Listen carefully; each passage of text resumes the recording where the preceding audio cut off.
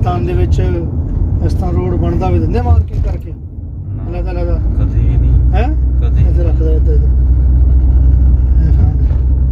ਉਹਨਾਂ ਨੇ ਰਾਤ ਨੂੰ ਪੂਰੀ ਲਾਈਟਾਂ ਨਹੀਂ ਚੱਲਦੀ ਇਹ ਪੂਰੀ ਮਾਰਕਿੰਗ ਨਹੀਂ ਹੁਣ ਤੇ ਰਾਤ ਵਾਸਤੇ ਲਾਈਟਾਂ ਪਾਕਿਸਤਾਨ ਵੀ ਬਹੁਤ ਜ਼ਿਆਦਾ ਨਿਜ਼ਾਮ ਹੋ ਕੋਈ ਗਿਆ ਵੀ ਨਹੀਂ ਕਰਦਾ ਪਾਕਿਸਤਾਨ ਬਸ ਪਾਕਿਸਤਾਨ ਥੋੜਾ ਜਿਹਾ ਦਿੰਦੇ ਸਟਾਰਟ ਪਾਕਿਸਤਾਨ ਤੇ ਸਿੱਧਾ ਨਾਲ ਰਸਤਾ ਨਹੀਂ ਬਣਾ ਕੇ ਦਿੰਦੇ ਇਹ ਹੁਣ ਉਹਨਾਂ ਨੇ ਨਾਲ ਸਿਰਫ ਇਹਦੇ ਵਜ੍ਹਾ ਤੋਂ ਉੱਥੇ ਪੱਕੀ ਬਣਾ ਕੇ ਦਿੱਤੀ ਉਹਨਾਂ ਨੇ ਅਸਫਲਟ ਪਾ ਕੇ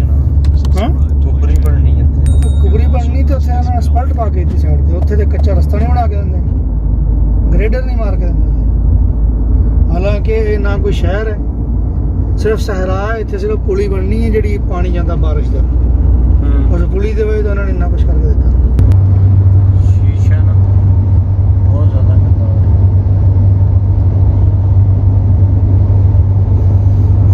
ਅੱਛਾ ਇਹ ਜਿਹੜਾ ਰੋਡ ਹੈ ਇਹ ਹਾਈਵੇ ਨਹੀਂ ਹੈ ਇਹ ਲਿੰਕ ਰੋਡ ਹੈ ਸਹੀ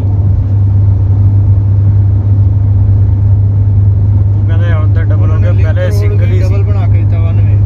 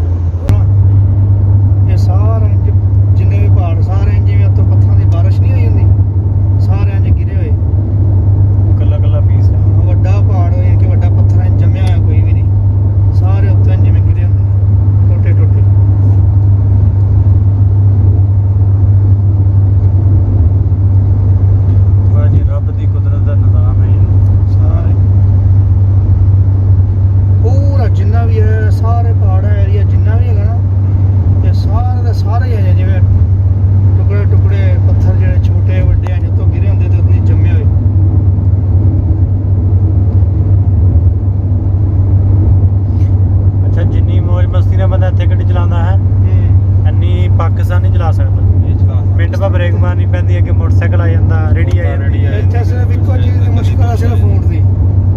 ਉਹ ਵੀ ਦਿਨ ਨੂੰ ਖਾਸ ਕਰ ਇੰਨੇ ਨਹੀਂ ਆਉਂਦੇ ਊਂਟ ਹੁੰਦਾ ਉੱਥੇ ਬੋਰਡ ਲੱਗਿਆ ਹੁੰਦਾ ਵੇ ਇੱਥੇ ਊਂਟ ਹੋਰ ਕੋਈ